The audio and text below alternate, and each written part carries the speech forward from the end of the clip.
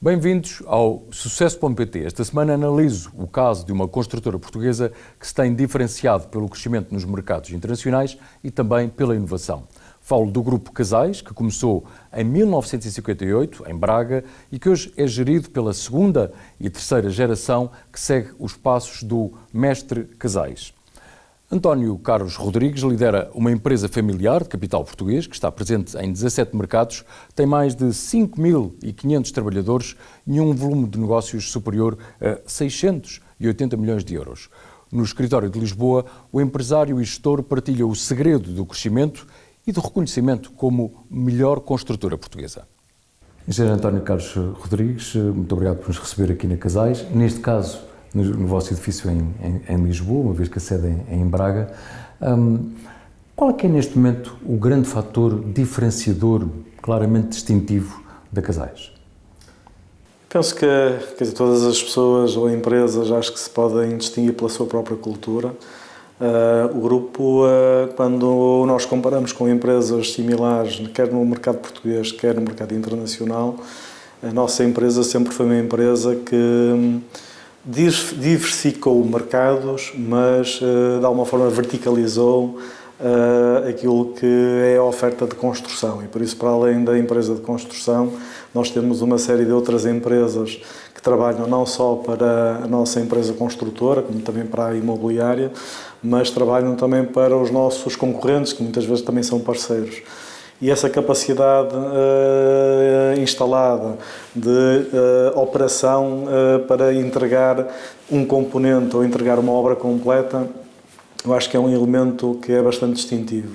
O facto também de termos mão de obra própria, de termos meios e recursos próprios, faz com que nós tenhamos um contacto bastante mais cedo e mais próximo, quer com o cliente, quer com o nosso fornecedor, e por isso lidamos com as dificuldades e os desafios, mas também as oportunidades, mais rápido do que um concorrente ou uma empresa que tem 2 ou 3 layers de interface com outras empresas subcontratadas pelo meio. Por isso nós criamos aqui um sistema muito mais sensível também para a reação mais rápida e também depois para implementar e operacionalizar mais rápido uma estratégia. Mas, enfim, eu estou propositadamente e em jeito de brincadeira, portanto, com uma espécie de capacete de borracha para tirar stress com o vosso símbolo, mas aquilo que é a vossa aposta em materiais, já que falamos aqui de materiais, é cada vez mais um misto de madeira com betão. Como é que isso é feito? Isso permite acelerar imenso a montagem e a construção de edifícios? Sim, a pré-fabricação já se faz há muito tempo e por isso quando às vezes mostramos o trabalho pré-fabricado, eu prefiro não lhe chamar pré-fabricado porque tem uma conotação de algo que já se fazia nos anos 60 e até mais atrás e noutros países mais desenvolvidos que o nosso. Nós falamos normalmente em off-site, porque aquilo que fazemos normalmente na construção tradicional é tudo feito no local da própria obra, o que obriga a uma deslocação de todos os recursos, nomeadamente a mão de obra. E por isso, deslocar a mão de obra ou contratar mão de obra local que não está eventualmente qualificada ou pelo menos não assimilou os nossos processos construtivos, ainda cria um maior desafio para a gente poder entregar com qualidade, com prazo. Por isso, o que nós temos estado a fazer é uma transição no próprio processo de execução das obras, e daí eu uso mais o termo off-site, porque estamos a fazer off-site, não porque ainda não existe uma terminologia em Portugal que possa ser mais adequada àquilo que nós fazemos. E por isso o off-site acaba por ser aquela que está neste momento mais utilizada e difundida para caracterizar o que nós fazemos. Ora, a nossa alteração também dos próprios materiais e processos vem de uma tomada de consciência que o nosso setor, no seu todo, por isso quando juntamos a construção, o imobiliário, se nós olharmos em termos de posicionamento de peso na economia, nós só temos o setor financeiro, na verdade, à nossa frente. O setor da construção, em termos de movimento de capital e impacto, é o segundo mais impactante. Se olharmos depois na perspectiva das emissões e da sustentabilidade, ou a falta dela, é o terceiro maior emissor de gases com efeitos de estufa. Por isso, nós entendemos que, como indústria, que acho que muitas vezes esquecemos que nós somos uma indústria, nós quase que nos habituamos a ser uns meros executores de um projeto que alguém executou e esquecemos que nós próprios temos que trazer soluções para cima da mesa para que os nossos clientes, os nossos projetistas, possam desenhar, projetar com soluções que nós próprios concebemos para que eles tenham uma solução adequada à visão que pretendem depois incorporar no edifício. Por isso é que nós dizemos é um Lego, não é? Ou seja, nós estamos a ter de, pelo menos, reinventar o componente de Lego para que ele seja facilmente reutilizável e que a gente possa colocar cada um daqueles materiais de uma forma diferente em diferentes edifícios. Por isso, grande parte do impacto... E isso tem permitido também estreitar os próprios prazos de entrega, de construção. Recentemente, em Espanha, inaugurou, portanto, edifícios híbridos. Nós começamos a utilizar, ou seja, ao fazer esta transição, optamos por fazer a incorporação de um biomaterial. A madeira é um material que, por natureza, quando cresce, armazena carbono. Em particular, na Península Ibérica, temos um problema. Eu diria que o nosso maior desafio climático para Portugal e para a Espanha são o efeito da seca e os incêndios. E por isso já vivemos dramas relacionados com os incêndios. Por isso, a melhor forma de proteger essa madeira é armazená-la de uma forma definitiva, melhor, de uma forma melhor protegida. E por isso, quando nós transferimos madeira, quando chega a um estado de maturidade na floresta, também já não capta mais carbono. Por isso, os nossos compromissos perante a própria União Europeia significa que temos que plantar muitas mais árvores do que aquelas que temos e depois também temos que, no fundo, dar lugar na floresta à plantação de novas árvores para que elas voltem a captar carbono. E por isso, mas para isso temos que cortar aquelas que já atingiram a maturidade e a melhor forma e a mais eficiente de armazenar é numa cidade que nós chamamos uma floresta urbana, numa cidade onde podemos criar de alguma forma um novo conceito, que é um conceito, lá está, de armazenamento de carbono sob a forma de madeira, e daí nós temos adotado esta solução que junta a madeira, que é um material endógeno que nós temos, que precisamos de proteger, que precisamos de valorizar. Por isso, todo o mundo tem estado num processo de densificação urbana, por isso cada vez mais pessoas saem do meio rural e do interior para as cidades, e por isso esse efeito de urbanização está a fazer com que nós continuemos a construir nas cidades. Ao construir nas cidades também o imobiliário sobe de valor, lei da oferta e da procura, e por isso, se nós queremos de alguma forma transferir valor de volta para a floresta, nada melhor do que utilizar um material que nasceu na floresta e que passa a ter muito mais valor do que tem hoje, e por isso é que não é tratada a floresta, por isso é que nós não vemos ninguém a tratar a floresta como ela devia ser tratada. E como disse, eu diria que pela primeira vez, a nossa indústria, que foi uma indústria sempre de execução do trabalho no local onde o edifício vai ser edificado, pela primeira vez nós estamos a tornar possível um edifício que é maioritariamente desenvolvido em fábrica em Portugal, está a ser exportado e a ser assemblado, neste caso, em Espanha. A propósito de Espanha, portanto, a dimensão internacional do grupo, e talvez em Portugal não se tenha bem essa percepção, estão em 17 países. Já a nossa tradição internacional já vem desde da época da queda do Muro de Berlim. Por isso, em 94, foi quando iniciámos o nosso processo de internacionalização. Fomos para um país desenvolvido, onde aprendemos muito. De alguma forma também acabamos por usufruir dessa transferência de tecnologia, porque naquela altura o gap era maior entre aquilo que nós fazíamos cá e aquilo que já se fazia na Alemanha. Hoje não existe praticamente diferença. Por isso foi o nosso primeiro país, já lá vão 30 anos. Depois começaram os países de língua portuguesa, Angola, Moçambique. Por isso hoje estamos em 17 países, temos regiões acima de tudo.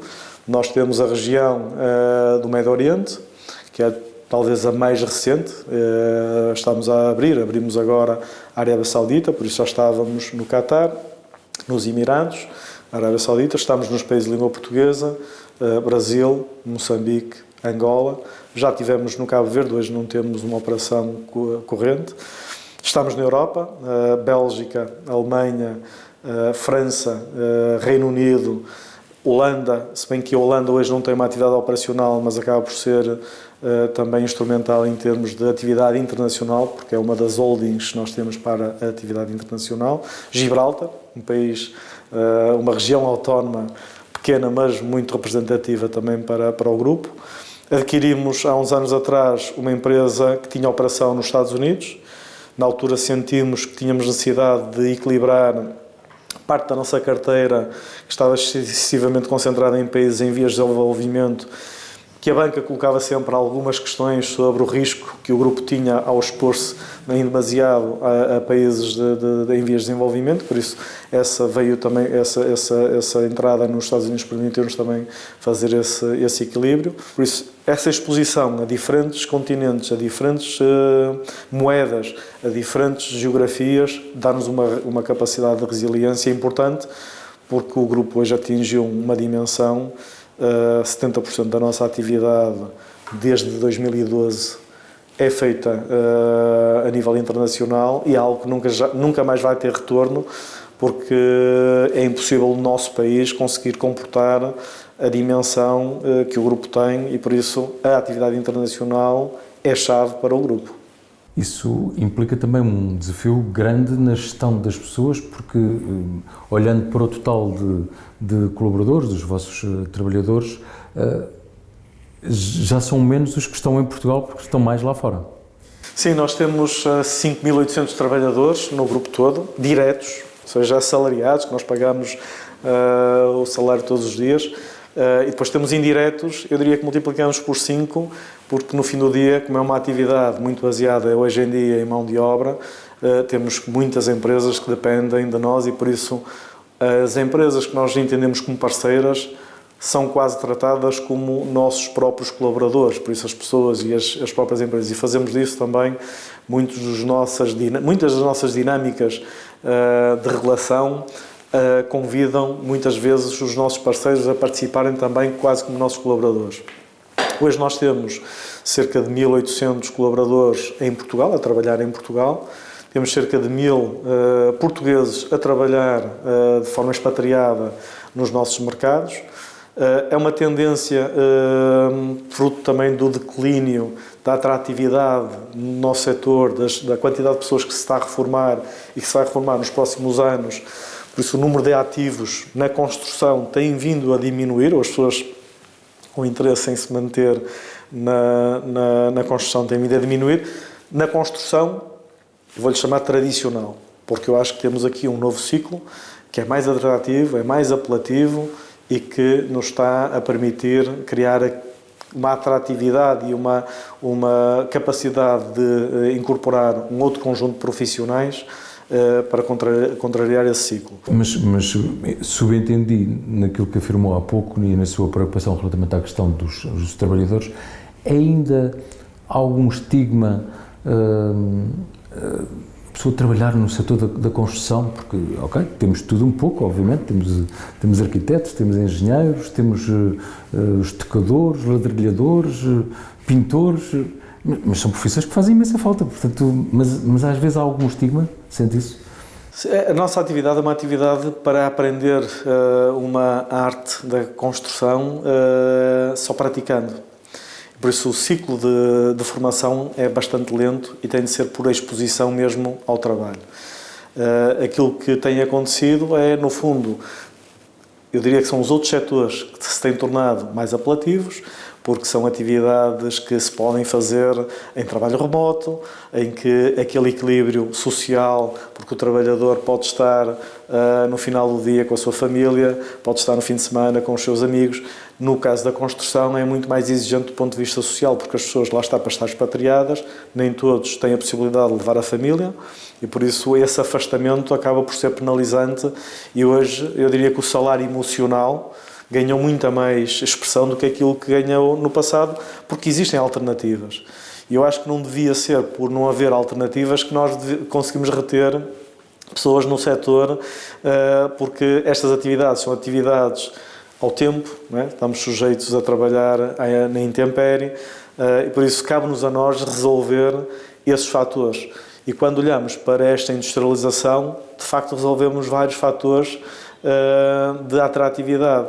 Passamos parte do trabalho para um ambiente controlado, onde é mais fácil fazer a formação, onde o trabalho e a produtividade aumentam, por isso, se a produtividade aumenta, eu consigo também pagar melhores salários.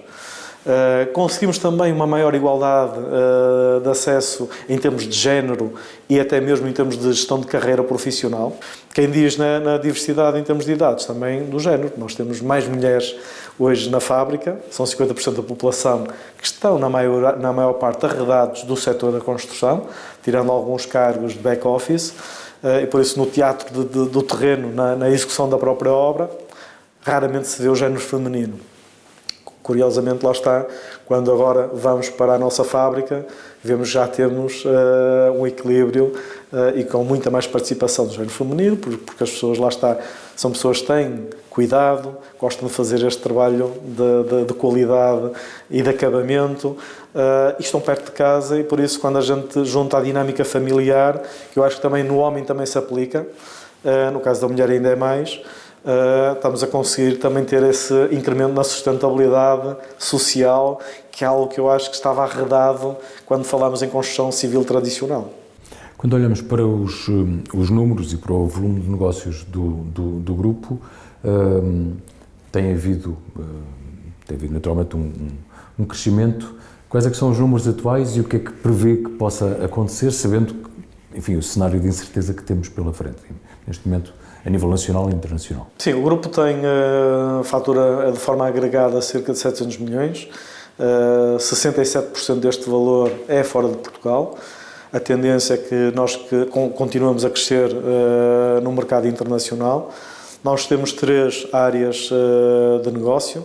Temos, porque sempre, eu acho que qualquer empresa com a nossa gênese sempre teve algum investimento imobiliário, mas isso não é o nosso core. A maior parte das vezes fazemos até mais quase em parceria com os nossos clientes ou promotores. Há uma coisa que eu digo que nós temos que estar sempre a crescer, é no nível de conhecimento e no nosso ativo, que são as nossas pessoas. Por isso, independentemente de eu poder não traduzir os recursos que temos em faturação num determinado ano, há uma coisa que para nós é crítico, é reter esse conhecimento. E se fizermos um hospital em Portugal, mas não temos mais hospitais para fazer durante os próximos 10 anos, eu tenho que conseguir reter aquelas pessoas que souberam fazer um hospital e amanhã fazer um hospital em Angola e depois fazer no Ghana e depois já de voltar à altura em que eu mantenho aquele ativo e aquelas pessoas com conhecimento em fazer hospitais e onde fazer outra vez em Portugal. É o que está a acontecer. Nós fizemos durante muitos anos hospitais em Portugal. Durante um período deixou de se fazer. Estivemos e já fizemos em Angola 2 ou 3, estamos agora em curso para fazer mais outro. Entramos no Ghana para fazer precisamente 2 hospitais e esse ciclo de conhecimento não se perdeu e por isso hoje estamos na expectativa de voltar a fazer aqui em Portugal, mas porque nunca perdemos esse ativo. No dia em que nós tratamos esta contratação de recursos quase como mercenários, em que contratamos o recurso quando precisamos e descartamos quando não precisamos, na nossa área, em que é muito importante este fio condutor do conhecimento e daquilo que nós aprendemos, a quantidade de conhecimento que nós geramos durante a execução de uma obra é imensa. E esse é um dos nossos maiores ativos. Uma pergunta que faço sempre no Sucesso.pt, que eu, à minha maneira, e no fundo, quem é o António Carlos Rodrigues e qual é o seu estilo de gestão e liderança?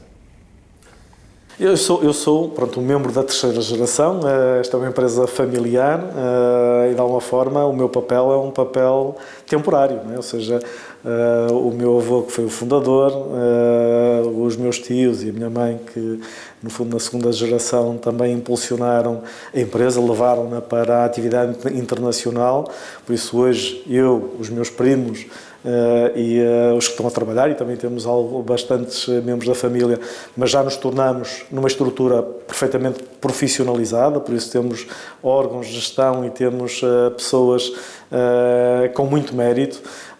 Uma das coisas que eu acho que nós temos e que é muito rico é que nós não temos só uma gestão de topo, que pode ter uma visão, que pode ter uma perspectiva do que é que quer que este grupo seja no futuro.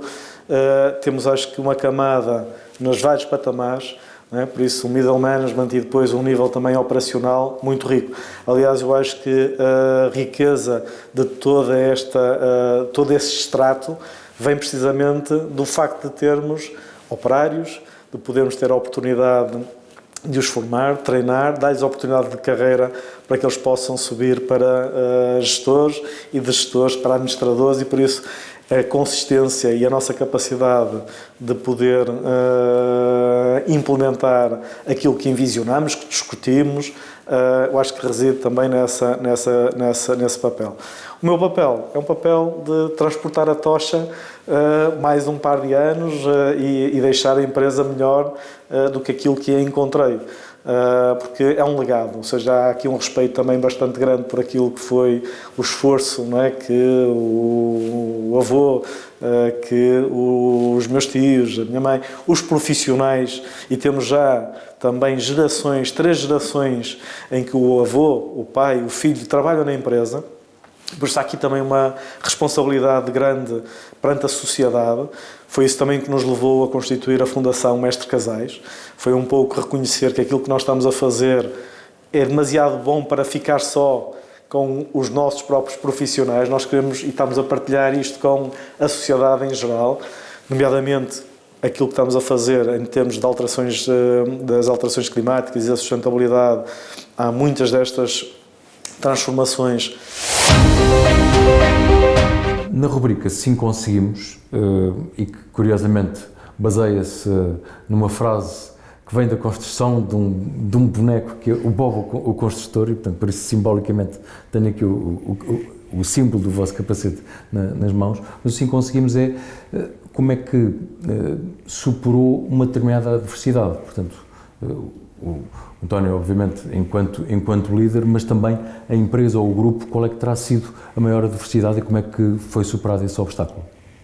Aquela que eu vivi mais de perto foi... Eu tornei-me CEO em 2008, por isso é um bom ano e bons desafios pela frente. O grupo teve diversas situações de incobráveis e de falências de projetos que estavam identificados como projetos de interesse nacional, e isso colocou uma fatura bastante elevada e pesada sobre o grupo. Felizmente que nessa altura nós começámos a sentir a redução da atividade e passámos para 1/4 daquilo que era a nossa atividade em Portugal. Por isso, de uma forma muito simplificada, viemos dos 200 milhões para 50. Isto é incomportável para qualquer empresa fazer esse ajuste em 3 anos, mas foi aquilo também que eu diria de melhor nos aconteceu, porque também nos deu impulso para abraçar e impulsionar a atividade internacional. E por isso nós, de 2011 para 2012, fizemos uma transição completa. E por isso passamos de ter 70% nacional e 30% internacional para, de um ano para o outro, mais que duplicámos a atividade internacional e invertemos esta escala e passamos a partir de 2012 a ter atividade internacional. A propósito de entregar à sociedade, a última pergunta é Portugal 2043. O propósito deste projeto é pensar o país a 20 anos. Como é que, empresário e gestor, mas também como cidadão, como é que gostaria que estivesse, como é que imagina que esteja Portugal dentro de 20 anos, quando estiver a celebrar 900 anos de história como Estado-nação mais antigo da Europa? Eu acho que Portugal tem uma capacidade de se ingrar, e quando eu olho para aquilo que são os desafios, a Europa de repente percebeu que dentro deste contexto de um bloco americano, um bloco asiático, e que nós aqui no contexto europeu tínhamos que criar também, já tínhamos um mercado comum, mas na verdade não tínhamos uma visão comum à Europa. A saída de Inglaterra acho que despertou algumas luzes sobre o que é que tem de ser esta Europa. Estes conflitos e estes problemas energéticos, etc., vieram ainda reforçar mais a visão de que a Europa tem que trabalhar como uma única entidade. Eu acho que nesse contexto, Portugal tem muito mais para dar e acho que nós temos condições para fazer muito mais. O que é que eu estou já a ver e que no fundo acho que são efeitos um pouco também desta nova orientação, que é uma coisa episódica. Eu acho que é algo que tem 20, 30 anos para perdurar. A Europa pretende ser mais industrializada e por isso quando eu olho para o contexto português, eu acho que só Portugal e Espanha é que têm estas condições. Por isso também aqui a Espanha tem as mesmas condições. Nós temos energia mais barata porque conseguimos ter renováveis que os nossos vizinhos nórdicos não conseguem ter. Temos mais horas de sol, pois temos capacidade de produção fotovoltaica maior. Temos uma costa que nos permite também o eólico. Como também temos zonas interiores que também têm o eólico. Por isso, energia, face a tudo que é preciso fazer, e então se falarmos mais de atividade industrial, mais energia vai ser necessária, por isso nós temos esse elemento favorável. Temos também o efeito, lá está, de uma integração cultural, nós com os países lusófonos, os espanhóis com o mundo hispânico. São pessoas de cultura mais similar do que acontece, por exemplo, com os turcos na Alemanha ou com os argelinos na França. Por isso, nós precisamos de demografia e para isso precisamos de importar pessoas. Acho que temos todos a noção disso. Aliás, os números da Segurança Social nunca estiveram tão bons e por isso nós hoje podemos usufruir ou esperar que tenhamos também quem paga as nossas reformas, porque de repente passamos a ter o efeito, nunca tivemos tantas pessoas no ativo como temos hoje, apesar da nossa natalidade e a nossa demografia natural estar a decrescer. Por isso, se nós juntamos estes dois fatores, que é uma Europa que quer ser mais industrializada e que precisa de instalar fábricas, eu vejo cada vez mais fábricas a serem instaladas dentro do perímetro europeu, nestes dois países, e nós estamos a sentir já isso, e porque também temos uma capacidade de mobilizar mão de obra. Por isso, se nós juntarmos só estes fatores, conseguimos ter aqui uma visão e um papel dentro da Europa com muito mais futuro. O que é que nós necessitamos? De algumas infraestruturas. Por exemplo, a ferrovia é essencial. Nós não podemos aspirar a ter um papel na indústria se não tivermos uma capacidade de receber e escoar matéria-prima a um custo mais sustentável. E o transporte rodoviário não é sustentável quando comparado com o ferroviário, quer depois em termos de escala de entrada e penetração depois dos nossos produtos e das nossas fábricas para o interior da Europa, por isso precisamos desse. Precisamos também de uma infraestrutura aeroportuária porque nós somos um país periférico. E como país periférico, só os nossos vizinhos espanhóis é que vêm de carro, tudo o resto vem de avião. Por isso, se nós não tivermos uma porta de entrada e saída franca, também não podemos esperar que haja uma fluidez para tirar partido destes fatores económicos. Por isso, o que eu envisiono é que, no fundo, haja aqui, independentemente de todos estes episódios, um maior pacto de regime e uma maior consciência das nossas várias fações políticas em relação àquilo que não são projetos de um mero mandato. São projetos, lá está, de décadas e que precisam de ser decididos, implementados e que também alguém vai ter que transportar essa tocha da implementação, independentemente de poder não ser o mesmo partido ou a mesma facção que o deu início e na origem, não é? Por isso nós temos que ter aqui esta visão, o país merece, a nossa população merece, porque no fim do dia nós temos 2 milhões de pessoas expatriadas. Quando eu falo com qualquer expatriado, todos eles têm vontade de voltar ao seu país, mas não encontram desafios à altura daquilo que eles próprios também aprenderam e que se capacitaram lá fora. Por isso, é nosso dever criar essas oportunidades e nós temos todas as condições para criar essas oportunidades. Agora, temos é que ter este pacto de regime para conseguir fazer essas infraestruturas e tirar proveito dos fatores naturais que já os temos. Agora, precisamos é de ser deliberados num conjunto de coisas que só nos cabe a nós deliberar e não a terceiros. E é tudo. Este é mais um exemplo de uma empresa de base familiar e de capital português que tem crescido de forma sustentada, ultrapassando obstáculos ao longo de décadas e focada em gerar riqueza e emprego no país. É isso, aliás, que analisamos neste projeto editorial independente que desde 2006 identifica boas práticas e fatores críticos de sucesso. Já sabe, pode ver a entrevista no site amanhã.pt e na Euronews, canal YouTube, e também ouvir em podcast e, claro, ler no jornal Portugal Amanhã e seguir-nos já agora nas redes sociais. Conto consigo na próxima semana.